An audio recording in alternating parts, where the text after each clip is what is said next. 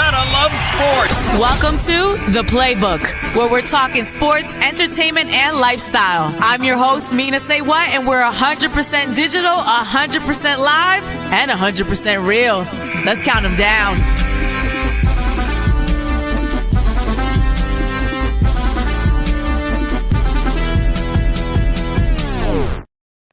Welcome to The Playbook. It's our digital sports show. I'm Mina SayWhat, your host. We have a lot to talk about, a lot going on.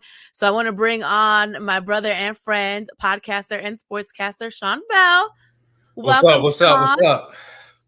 How you doing today? You know, we headed into, it's Black History Month. We're headed into Valentine's Day on Monday in about a week. And we're headed to into the Super Bowl weekend too. So how are you feeling right now? It's a lot going on, man. It's a lot going on, especially with the trade deadline coming up this Thursday. So I may have a lot to report on. Okay, well, we'll definitely get to it. Let's jump right into it. Normally we do, Philly takes, but I feel like the whole show is a Philly take because there's a lot of Philly stuff going on. I want to start with our Sixers, who beat the Bulls over the weekend. It was such a good game, 119-108. Leading into this week, the Bulls were actually number one in the East. Since then, they've dropped down to number two. They didn't have their normal lineup, their robust lineup for this game.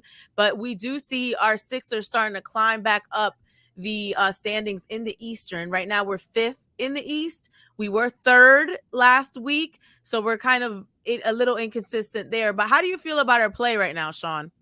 It's great. I mean, it's one. You see 1 to 5 right here. Only a game and a half separates the 5th seed to the 1 seed. All right, and doing all that without Ben Simmons, without supposedly your second best player, without a guy who's making a max contract. So they're playing great basketball, but it still worries me.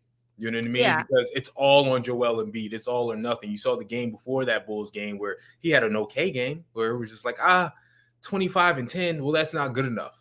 In order for the 76ers to win any game, Joel has to sort of have this 33-14 type of robust MVP level game. Right. And that's unfair to him.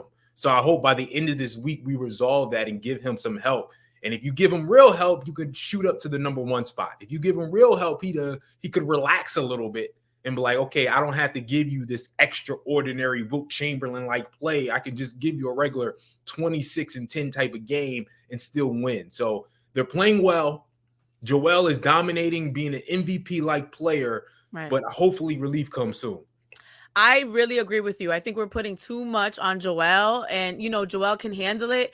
But again, if our bar is number 1 in the East, which is what we were last year, if we're going to be serious contenders for the Eastern Conference, we need to get Joel help because this team has drastically changed last year to this year, especially with Tobias Harris not producing the way that we need him to produce consistently night to night, and then Danny Green being out of the lineup. We don't have the same players that we did. People aren't producing the same.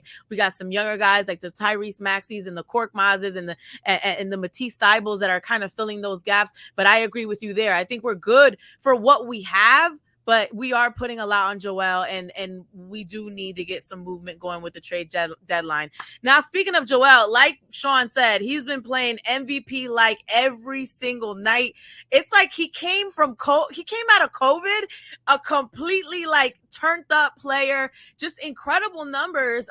Last night he scored 40 points, 10 rebounds, 3 assists, 2 blocks. It's starting to become very, very just typical for him to have these kind of numbers in the recent games. He and Allen Iverson are the only 2 Sixers who have ever scored 25 plus points in 20 consecutive games. And you mentioned Wilt Chamberlain. Joel just passed Wilt Chamberlain on the all-time scorers list for the Sixers. Isn't this, this guy needs to be the MVP at this point. Don't you agree? Yes. Oh, I'm not Wait, what? He's going to win the MVP if he plays enough games, right? So if he stays healthy and stays playing how he's going to play, he's going to be fine. The difference between this year and last year is this year he has the all factor, right? Because if you look at what Jokic is doing right now, Jokic is even better than what he was last year when he won the MVP. He's number 1 over Joel Embiid in PER. He's top 10 in points, rebounds, and assists.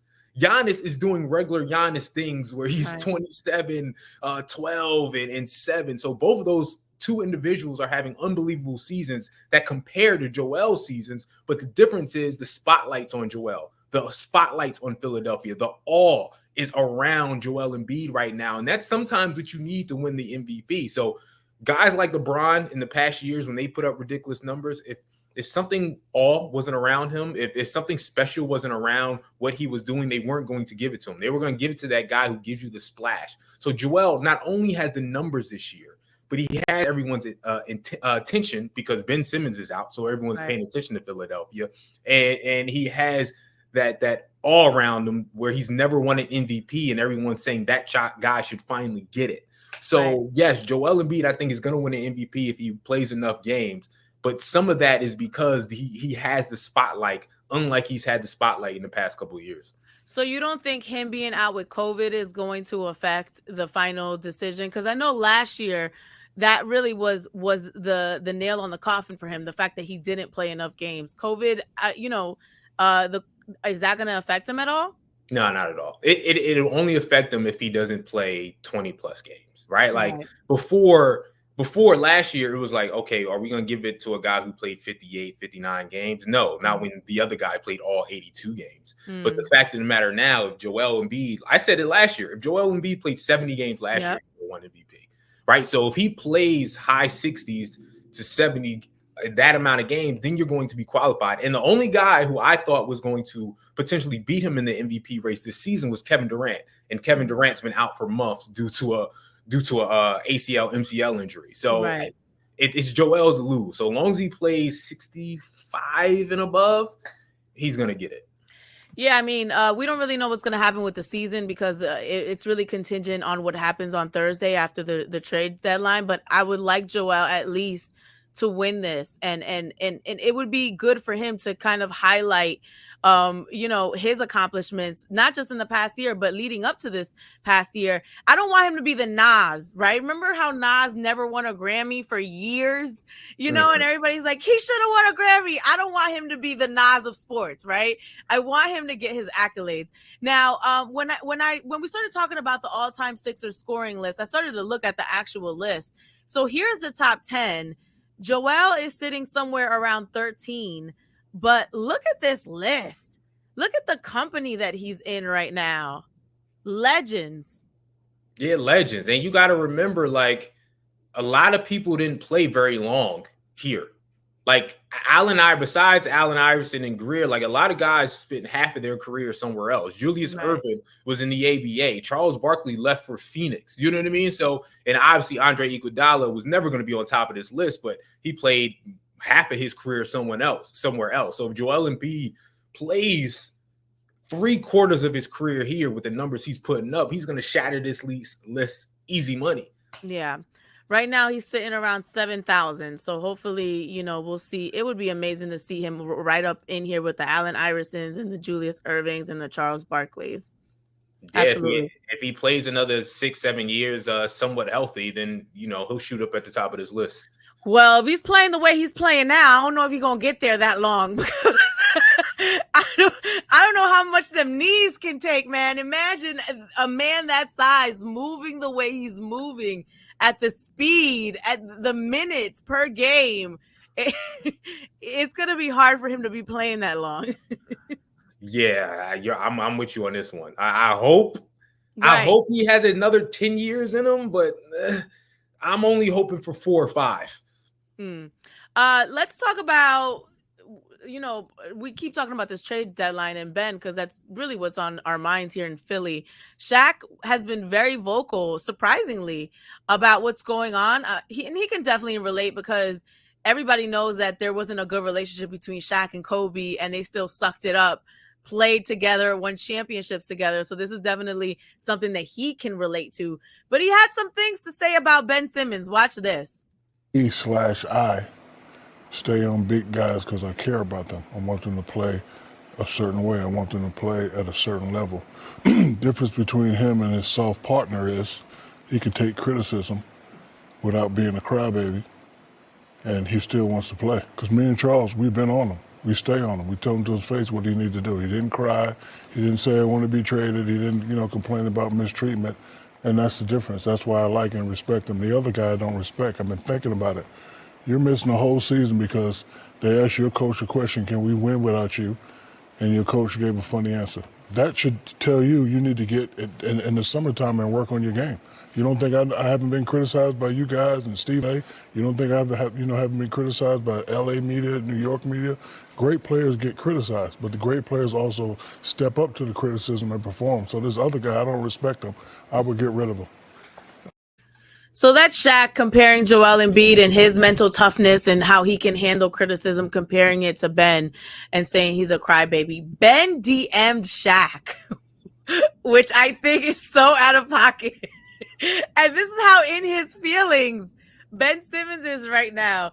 First of all, what do you think about what Shaq said, A, right? And B, how petty is this? On a scale of 1 to 10 pettiness level, how petty is it that Ben Simmons DM'd Shaq to address this clip? I mean, I don't like any of it. Like, Shaq is correct. Like, come on, Ben. Like, they criticize you. And at the end of the day, I think Ben more so doesn't want to be there because he doesn't feel like they want him there because they tried to trade him since last trade deadline. So I feel like he's like, well, you don't want me here and you criticize me, so I'm not going to play. So he needs to just come in and play and man up anyway until he gets traded. You can still play and want to be traded at the same time. Right. I don't like the DM stuff. I don't like Ben Simmons DMing Shaq, even though those two both went to LSU, so they know each other, they have a bond. I also don't like Shaq telling everyone that someone DM'd him. Like, I'm not that person. Like, I don't like if someone DMs you, and then people have done this before, Michael Rappaport and Kevin Durant, like, if you get DM'd by an athlete, like if an athlete DM me, I'm not going to say on here and say so-and-so DM me. I know it would be entertaining for us, but I don't want like to see the DM. Huh? I want to see the DM. Exactly. I'm not going to do that. So, Shaq is a pro. He could do what he wants, but Ben Simmons shouldn't DM'd him, and Shaq shouldn't have revealed that he was DM'd. Okay. On a scale of 1 to 10, how petty is it that Ben DM'd him? I mean, I give both actions, Shaq and Ben being petty at a level, I don't know, 7. I'm giving it an 8. I mean, I don't like why Ben Simmons. Why are you worried about what Shaquille O'Neal is saying about you? This is his job, right? Because they know each other, though. It's different when you know. Okay, so you think because of the relationship there, it's warranted? Yes, like they may not have each other's phone number, but they actually know each other. They both went to LSU. They both have conversations. Ben Simmons looks at Shaq as the big homie. So I guarantee it's almost like Kanye outing Kim Kardashian's cousins. They don't think that you're going to out them. They think they can have a conversation with you without it going public. So Ben thought, yo, I know Shaq. I'm going to talk to Shaq and give him my side of the story without him going public with it. And Ben Simmons is wrong for being mad about it in general, but I'm not mad that he DM'd Shaq. He's just focused on the wrong things. Like, he's too focused on what people are saying instead of focusing on his game to prove people wrong. I think that's my issue. Primarily, that's my issue with Ben. The fact that that's what you do. You're DMing people to try to check them so they understand your side. Like, sir, pick up the ball and shut people up. Don't DM them. Go and play and prove to people that you're not a crybaby, that you're not soft. All the things that people are saying about you that you don't like, that you're not a championship level player, that you can't lead a team to the championship. All these things, I don't understand why he doesn't use that as motivation and put the ball down and shut people up. I think he'd get a lot more respect than DMing Shaq. I mean, you're right. Check him. To me, it's DMs happen a lot. Let me put it that way. Whether it's my DMs, my brother's DMs, other people's DMs, players DM or private text players for saying things. It may be a little soft, but it's not as crazy as people may make this sound to be. Okay. Steve Nash has spoken out about this alleged James Harden Sixers trade. Conversations about this have recently heated up, mainly because there was a report that came out that said that James Harden is not happy with the Nets organization. He's not happy with Kyrie Irving and his inconsistency because of the vaccine mandate. He's not happy with the final game strategy or the strategy when it comes to the Nets coaching in the final minutes of the game. Now, Steve Nash was asked about this and said this. He said he's had a conversation with James and he wants to be here. He wants to be here long term as well. I don't think anything's changed other than the noise from the outside. James wants to be here. We're building with James, and we think that we have the best chance to win with James. I don't think anything's changed on the inside in our locker room, in our communication. It's just all about noise from the outside. Is this just noise, or could there really be a situation where James Harden is really not happy there and he's throwing these rumors out just to kind of test the waters? It ain't James throwing no rumors out. Like, Philadelphia, stop it. Like, stop it. James Harden isn't coming here. He's not coming here. The Sixers aren't going to be able to trade for him because the Brooklyn Nets are not trading him, okay? You've never in your life heard of a situation where a team who was able to win a championship, who was capable of winning a championship, trading their superstar mid-season. They'd rather him leave in the offseason, if he wants to leave in the offseason, than trade him right now and give up a chance of winning a championship this season. They will take that risk. You know what it is, though? It's the Philadelphia 76ers organization throwing rumors out there. That's how it works. It's not a coincidence that it's just this week. Where this week, all of a sudden, you're hearing 4, 5, 6 rumors about different players and the different possibilities. That's because that's agents working. That's organizations working. You know what the Sixers are going to do? Okay, Sacramento Kings, you don't want to give us Halliburton and De'Aaron Fox? Then I'm going to put out a rumor that says James Harden wants to come here. And James Harden, we're this close to signing James Harden, just so you sweeten the pot for Ben Simmons. That's what happens. That's what all teams do. Okay, they throw rumors out there to throw other teams off, to make other teams come off with more in a trade. That's all that's happening right now. All these rumors, half of these rumors at the very least, are false. Okay, so I agree with you where even if James was unhappy, I don't see the Nets letting him go. I agree with you there mid-season, especially when Ben Simmons doesn't even make sense in their lineup right now, right? Mm-hmm. So I understand. I get you there. I don't rule out having James Harden as a Philadelphia 76er in the future, maybe in the offseason. Okay, I'm positive about that. But let's talk about this particular trade because I don't see them coming off of James Harden. So what's going to happen by Thursday? Do you think Ben's going to be traded? What are the possibilities? What looks good right now? No, I don't think Ben Simmons is going anywhere. All right. I think they're asking for a lot. I think they're going to wait until the offseason to see if they can still get a Damian Lillard, Bradley Beal, and those individuals. I think James Harden isn't going to be touchable. So now they're thinking to themselves, okay, do I wait till the offseason to see if I could get James or Bradley or Dame and one of those or Jaylen Brown? Or do I do it right now and get a De'Aaron Fox or Halliburton? I think Daryl Morey's looking for the home run. And I think he's going to wait. But James Harden, to me, is out of here. So I think maybe the Sixers make one minor trade before the trade deadline. Hey, let's get in a point guard, a backup point guard or something like that. Let me package some things. Let me see if I could move off of Tobias Harris's contract. I don't think they'll Danny Green. Yeah, or Danny Green. But, Danny Green's cheap in comparison, so I could see him staying. So, but I don't see a Ben Simmons big trade happening unless Daryl Morey lowers his standards a little bit and decides to take a De'Aaron Fox or somebody else that's not already a top 15 to 20 player. I don't see that happening. I don't think, we've seen even in the offseason how high his asking price is for Ben. I don't see him coming down lower. So I agree with you there. I don't think a trade is going to happen. We're not involving Ben unless it's one of those top 10 players that are not available right now. Yeah, I see Ben playing. I was just going to ask, because if he's not traded by Thursday, he's been fined $19 million allegedly at this point. Is he going to play? I think he will. I don't think he will. I think it's too much bread. Because I like to look at history anytime I look at these type of things. Never in history. I know this is rare, but never in history has a player said, I'm going to forego an entire season's worth of salary. I'm going to forego $30 million. I think he may come in begrudgingly, sit on the bench and maybe not try his hardest, but still show up and get my remaining 11, 12, whatever $1 million, and then keep it pushing, and it still asked to be traded in the offseason. So that's my bold prediction. And listen, you could be completely right, but that would be my bold prediction. Ben doesn't get moved by Thursday, and he ends up coming in to play. At the very least, comes in and maybe they send him home. I don't know. Yeah, I don't see him playing at all. I just think his pride is in the way right now. And I think he's okay with dragging his feet, you know?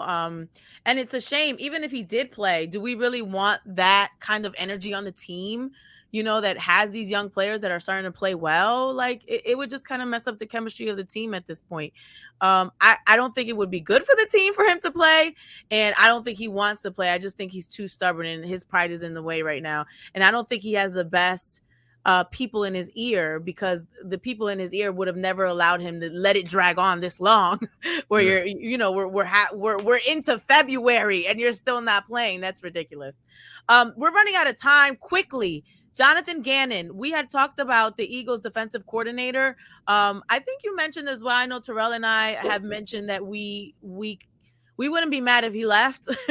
Obviously the Eagles, the way that our season ended, was a little disappointing. Obviously, I don't think we were going to beat, Tom Brady and the Buccaneers, but I think we also as a fan base weren't happy with the defensive play towards the end of the year. Now, he was up for some head coaching jobs recently with the Texans. Recently, he told him he's not going to be pursuing that head coach job. He's not going to get the job. So now they're saying he's going to come back to the Eagles. Are we a fan of this? It is what it is. You wanted him gone too, right? We're not a fan of it. Yes, I would have liked to upgrade at some point, but he's going to come back and they're going to have to deal with it. And it is what it is. I mean, no, we wanted someone else because he did not do a good job last season. Because he didn't make adjustments. I told you before, like, I want to see a new guy, a new coordinator make adjustments at the end of the season, and he made zero. So it's either make adjustments or get the players in that fit your system perfectly. And I don't think either is going to happen. So I think we're going to deal with some struggles next season with him defensively. All right. And it is Black History Month. This is a big story. Head coach Brian Flores is suing the NFL.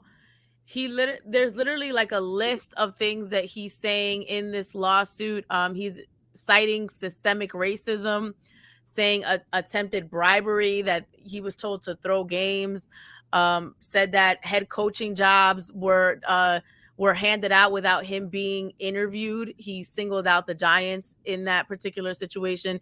He also named the Rooney Rule, which was put in place that requires teams to interview minority candidates for leadership positions. And this was adopted in 2003. He came up with some statistics, said this isn't even working. What do you think about this? And do you think that Brian Flores is going to have a career after making such a big lawsuit against the NFL? No, he's not going to have a career. I think my guess, based on what happened with Colin Kaepernick and things of that nature, that maybe Flores goes and coaches at HBCU like other guys have done, Deion Sanders, Hugh Jackson. But I don't see him having a long, further career with the NFL. I mean, Brian Flores, for someone who's Black, this is America. This is what we already knew, right? Like, the Rooney Rule was put in because coaches with the credentials weren't getting hired or weren't getting interviewed.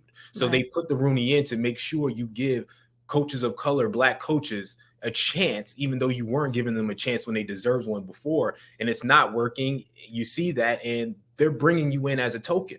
And they do this all across America, right? They do this in our field where, okay, we have to interview someone of color. We have to interview someone Black. So let's just bring in that person, even though we don't really want them and we don't really want to give them a job. We already know who we're going to give it to. So that's basically the experience he's showing to the world, that if you're Black, quite frankly, you already knew about. Hey, I'm going to bring in Flores in for an interview already, though I have my guy over here. And that's what they're doing, right? It's still the old boy system, right? Like, it's still the same old thing where I'm going to hire my guy, and I don't care who has better credentials. I don't care who merits it or not. And that's what's happening with Black coaches all over the league. Do you think this lawsuit is going to change anything? No. I mean, what do you think happened in his life? Because we've seen it with Colin. Someone speaks up, and then the NFL, which has already put out a statement, says, we're for inclusion, and we're going to put all these sayings on the helmets and, on the field. But in practicality, you still only have a handful of Black coaches. And when 70% of the team are Black people, right? 70% of the NFL is Black, and you only have a handful for Black head coaches right now. So, what has to happen for things to change? He initiates this lawsuit, and you're saying nothing's going to come of it. How did we get here, and what needs to change? I mean, here's what people need to understand. Like, the NFL doesn't have a governing body. The owners are the governing body, right? Mm-hmm. Like, the owners can do and say what they want. This is a private business. So if something happens, no one can discipline them, right? The owners discipline the other owners based on if something happens and the PR makes them look bad, then they'll do something. But for the most part, they won't do anything. They own this. They can do whatever they want. So the only way you can actually get in there and change something is if you start having Black owners. But the problem is the Black owners or the new owner has to be approved by the other 32 owners, by the other 31 owners. They have to be approved, and it's going to be hard to be approved unless you're already one of their buddies.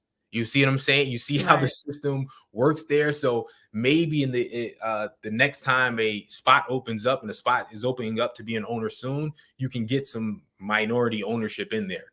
Yeah. And it's just going to be one. They can't overrule the other 31 teams, but that's how you start to gain momentum and get your people in there and the most qualified people in there, a broader look. So the NFL just has a monopoly. And guess what? People are just going to continue to watch. Right. Just with the Colin Kaepernick thing, they didn't lose any money. Right. So if they never lose money, they don't have to change a thing. All right, let's talk about plays this week. Our Sixers are taking on the Suns, which are killing it. Tomorrow, 7:00. Then the Thunder, another home game. The Cavs on Saturday, February 12th. What are you seeing from this? 2-1. They'll lose to the Suns, beat the Thunder and the Cavs. The Suns are the Suns. The Suns are real. And Devin Booker destroys the Sixers. Like, he's a Sixer killer. So I expect Dev to go crazy. Thunder's easy money. The Cleveland Cavaliers are interesting because they just got Karis LeVert. So I think they're going to play pretty well. But if Joel is Joel, they'll win that game. All right, big weekend. Super Bowl 56 is set this Sunday. Bengals, Rams. Sean, you had the 49ers going to the Super Bowl. So what's our pick now, sir? I was 0-2 last week in the championship game. But to be fair, I'm 9-3 with my playoff picks overall. I'm going to pick the Rams. Like, I love Joe Shiesty. I love Joe Burrow. Mm-hmm. He's the man. He has all the swag. But the Rams are just better at every position. So I'm going to pick the Rams. And it's a home game for them. It's in Los Angeles. Mm-hmm. So it's like home field advantage. They have the Von Millers and the OBJs and, all the veterans. I want to see Joe Burrow win too, though. I think what they've done this year is incredible. I'll root for the underdogs. I think the Rams are going to take it, but I feel like I identify with that underdog spirit because I'm a Philadelphia Eagles fan and we were underdogs a couple of years ago, headed into the Super Bowl. So hopefully the Bengals take it away. Real quickly, Janae Aiko is singing America the Beautiful. Gospel group Mary Mary is singing Lift Every Voice and Sing with a choir. Of course, the halftime show is going to be incredible. Eminem, Snoop Dogg, Mary J. Blige, Dr. Dre, Kendrick Lamar. It should be a great show. All right, Sean, we'll see what happens next week. Give me more Brandy. What? Give me more Brandy. Brandy? Okay. I want Brandy, and more Brandy. After she sung it, giving throwback to Whitney Houston. I love me some Brandy. I just want to put that out there. We're going to tweet Jay-Z and hopefully he'll see it. Okay. That is the Playbook, our digital sports show. Sean Bell, how can they find you? Sean Bell Live, Twitter, Instagram. All right, you can find me right here next week, 1:45 Mondays, here on the Playbook. Thanks for watching The Playbook. I'm your host, Mina SayWhat, and you got something you want to talk about next week? You can always hit me up on social media at Mina SayWhat, and make sure you join us 1:45 next Monday on R&B Philly's Facebook, Twitter,